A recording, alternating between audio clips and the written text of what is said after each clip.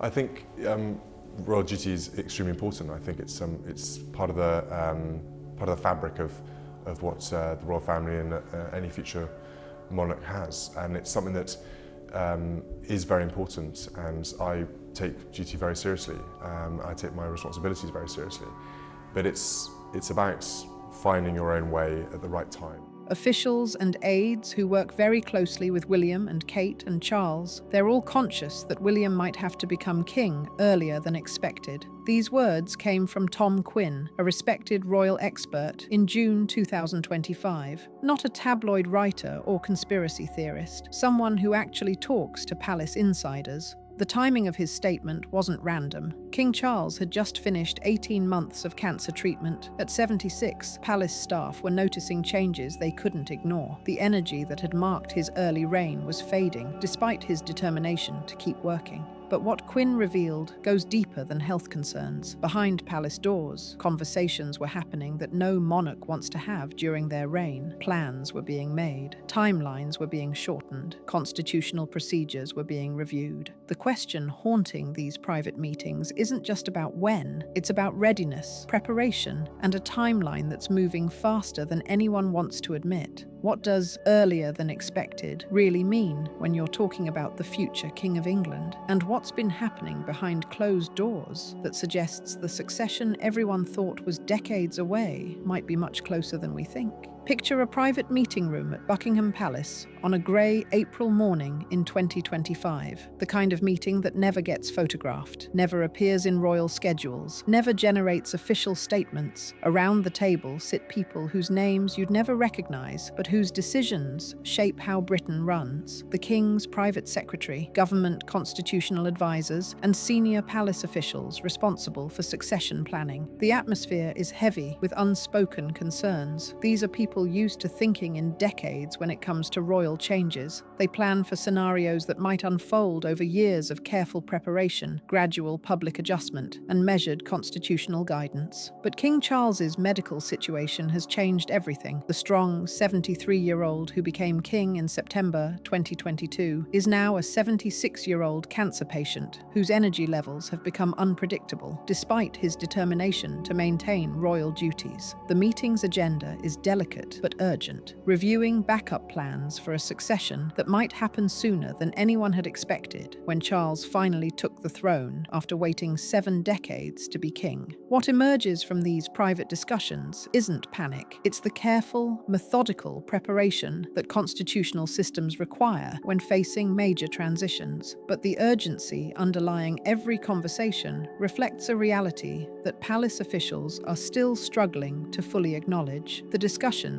center on a question no one wants to voice directly. How long does King Charles realistically have as an effective monarch? And is Prince William ready for responsibilities that might come to him at 42 instead of 52? To understand why succession planning has become urgent instead of theoretical, we need to examine how multiple factors have transformed William's preparation from gradual heir training into active readiness for immediate kingship. The health reality that changed everything 2024 to 2025. King Charles's cancer diagnosis in February 2024 marked the beginning of what palace officials privately describe as accelerated succession planning. While the King's medical team expressed optimism about his treatment, the diagnosis forced everyone to confront realities that royal planning had never fully addressed. Charles became king at an age when most monarchs historically would have been dead. Queen Elizabeth II lived to 96, but her long life was exceptional in royal history. Most kings have either inherited young or had relatively brief reigns due to the advanced age at which they gained the throne. The cancer treatment, while successful in medical terms, has taken a visible toll on Charles's energy and stamina. Palace sources describe a monarch who remains mentally sharp and emotionally committed to his role, but whose physical capacity for extensive royal duties has diminished significantly. Perhaps most importantly, the treatment has made Charles acutely aware of his own mortality in ways that have influenced his approach to succession planning. Rather than assuming decades of active reign, he's begun planning for scenarios where William might need to assume full royal responsibilities within a much shorter timeframe. The constitutional complexities no one discusses 2024 to 2025. Modern Britain has never experienced a succession involving a king who reigned briefly after a very long apprenticeship. Charles's situation creates constitutional challenges that legal experts are still working to address. The traditional model of royal succession assumes either young heirs who grow into their roles over decades of gradual preparation or brief transitional reigns, followed by long periods of stable monarchy under younger sovereigns. Charles's situation fits neither pattern. Constitutional advisors are struggling with questions about how to balance Charles's continued authority as king with William's need for practical preparation that goes beyond traditional heir education. The balance between respecting Charles's current reign and preparing for William's future responsibilities has proven more delicate than constitutional precedents provide guidance for. Legal experts privately acknowledge that some aspects of the transition from Charles to William will involve constitutional innovations that have no historical precedents in British royal succession. William's Accelerated Preparation Programme, 2024 to 2025. Behind the scenes, William's education in royal duties has intensified dramatically since his father's cancer diagnosis. The traditional gradual introduction to royal responsibilities has been replaced by what palace sources describe as immersive preparation for kingship. This preparation extends far beyond ceremonial duties into the complex constitutional, political, and diplomatic responsibilities that define modern monarchy. William has begun receiving the kind of detailed briefings on government matters that are typically reserved for the reigning monarch. Perhaps most significantly, William has started building relationships with international leaders, Commonwealth representatives, and British political figures in ways that establish him as a future constitutional partner rather than merely a ceremonial heir. The intensity of this preparation reflects palace recognition that William might need to assume full royal responsibilities with less transition time than previous successions have provided. The age factor that haunts planning, 2025. Charles's age creates unique challenges for succession planning that extend beyond his personal health situation. At 76, he's older than most British monarchs were when they died, let alone when they were still actively reigning. The statistical realities of life expectancy, even for someone with Charles's resources and medical care, suggest that his reign will be measured in years rather than decades. This time, pressure affects every aspect of how the monarchy approaches current operations and future planning. Perhaps more importantly, Charles's awareness of these statistical realities influences his own decision-making about royal duties and succession preparation in ways that create urgency around planning that previous monarchs could approach more gradually. The family dynamics under pressure, 2025. The acceleration of succession planning has created emotional pressures within the royal family that affect both personal relationships and institutional decision-making. Charles, who waited 73 years to become king, now faces the prospect of a relatively brief reign followed by his son's succession, while Charles might still be alive but no longer capable of effective royal duties. This scenario creates psychological challenges that most monarchs never face. William, meanwhile, must balance respect for his father's current authority with preparation for responsibilities that might come much sooner than he'd anticipated. The emotional complexity of preparing for kingship while your predecessor is still very much alive adds layers of difficulty to an already challenging transition. The family's handling of these emotional challenges directly affects how smoothly constitutional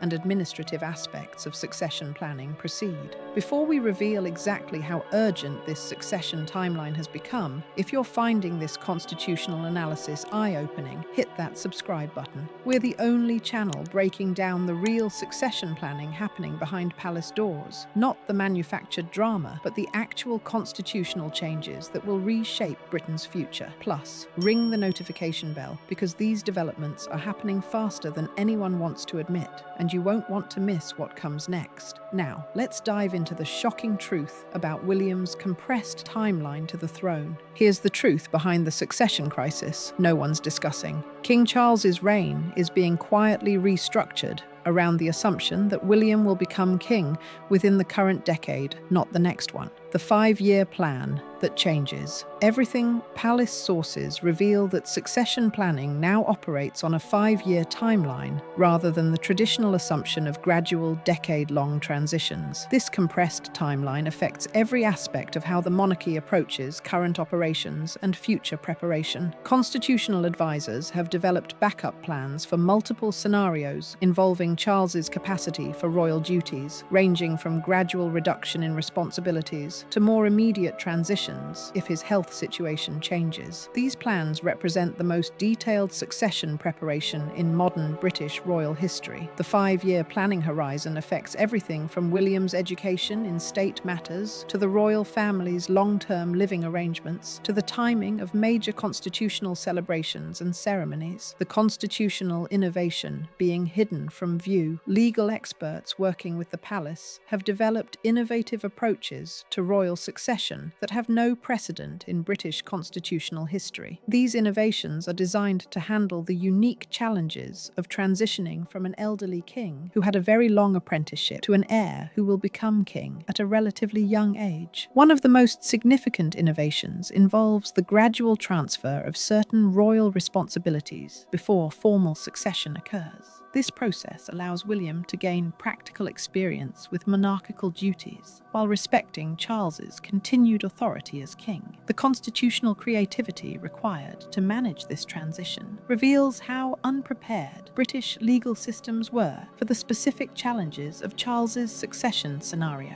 The international implications being managed quietly. Commonwealth nations and international partners have been quietly briefed about the potential timeline for William's succession, creating diplomatic challenges that require careful management to maintain confidence in British constitutional stability. The accelerated succession timeline affects everything from Commonwealth governance arrangements to international treaty obligations to diplomatic protocol involving the British monarchy. These implications extend far beyond domestic constitutional concerns into Britain's international relationships and global influence. Foreign policy planners are working to ensure that potential changes in monarchical leadership don't disrupt established diplomatic relationships or create uncertainties about Britain's international commitments. Charles's personal strategy for managing the timeline. King Charles has developed a personal approach to his reign that acknowledges the compressed timeline while maximizing his impact during the years available to him. This strategy involves prioritizing certain royal initiatives while preparing for earlier transfer of other responsibilities to William. Charles's approach to royal duties now emphasizes establishing lasting legacies rather than gradual institutional development. This shift in focus reflects his recognition that his reign will be measured in impact per year rather than accumulated influence over decades. The king's personal management of succession timing includes active participation in William's preparation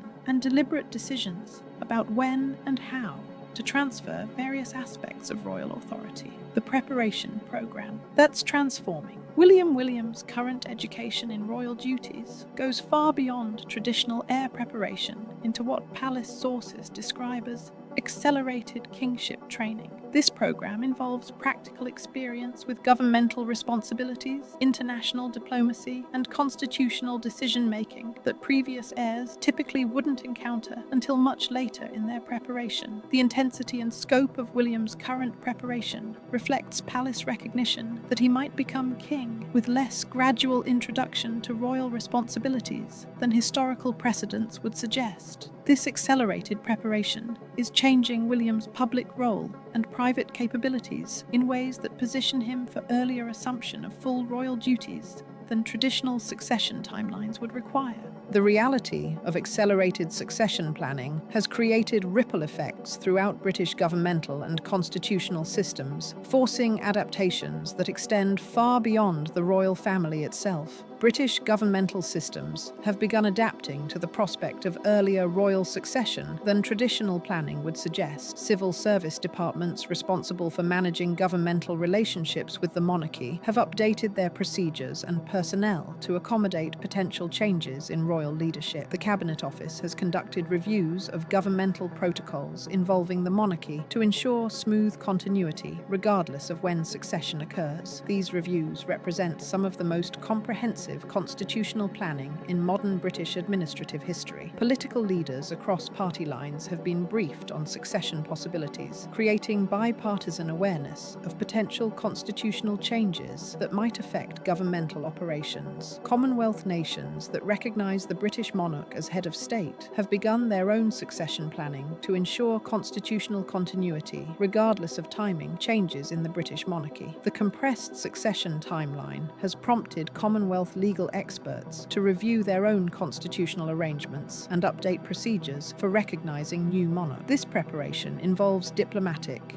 legal, and ceremonial aspects that affect governance across multiple nations. Commonwealth planning for earlier succession than traditional timelines had anticipated reveals the global constitutional implications of changes in British royal succession timing. Royal household operations have been completely restructured to accommodate accelerated succession planning and William's expanded role in royal duties. These changes affect everything from staff assignments to budgetary planning to ceremonial preparations. Palace officials have developed new protocols for managing the transition from Charles-centred operations to systems that can accommodate William's increasing responsibilities while maintaining respect for Charles's current authority. The administrative complexity of managing parallel preparation for current royal operations and future succession has required innovative approaches to royal household management that have no historical precedents. Royal protection services have fundamentally altered their long-term planning to accommodate the possibility of earlier succession than traditional timelines would suggest. This transformation involves everything from threat assessment to physical security arrangements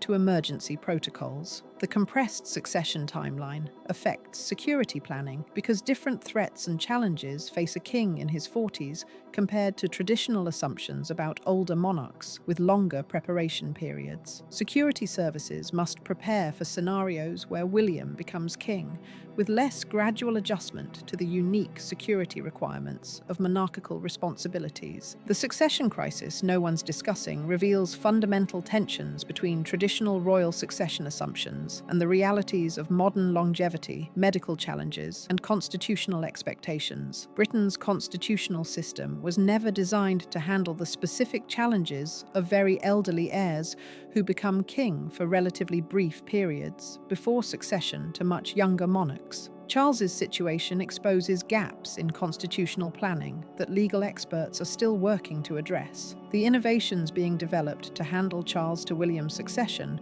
will establish precedents for future royal transitions and could influence how constitutional monarchies worldwide approach succession planning. The success or failure of these constitutional innovations will affect Britain's governmental stability and international confidence in British institutional continuity. Accelerated succession planning raises important questions about democratic accountability and public involvement in major constitutional changes. The compressed timeline for William's preparation occurs largely outside public view, limiting democratic oversight of the process. The balance between necessary constitutional preparation and democratic transparency becomes more complex when succession planning moves from theoretical to practical urgency. Public confidence in the monarchy's constitutional role depends on successful management of succession planning that appears both competent and appropriately transparent. Charles's situation is establishing precedents for how constitutional monarchies handle succession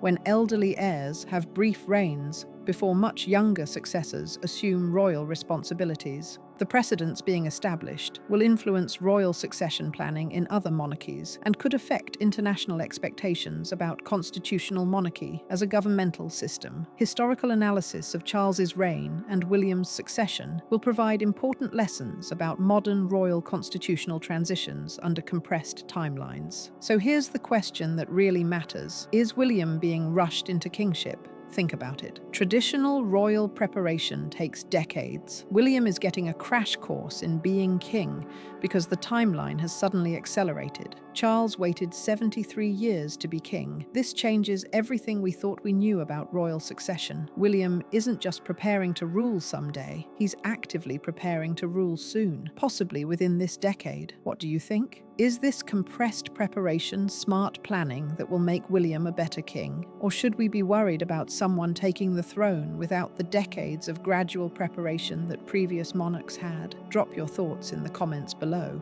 Are you team smart succession planning or team too rushed to the throne? I read every comment and love hearing your perspectives on these constitutional developments. And if this kind of behind-the-scenes royal analysis is what you're looking for, hit that subscribe button and ring the notification bell. We're the channel that explains what's really happening with the royal family, not the manufactured drama, but the actual constitutional changes that shape Britain's future. Share this with anyone who thinks they understand royal succession. They might be surprised by how much the timeline has actually accelerated behind the scenes. Next week, we're exposing the disturbing truth about Prince George training conspiracy theories and how content creators are exploiting an 11-year-old child for profit. Trust me, what we discovered about these fabricated royal boot camp claims will shock you. See you in the next one.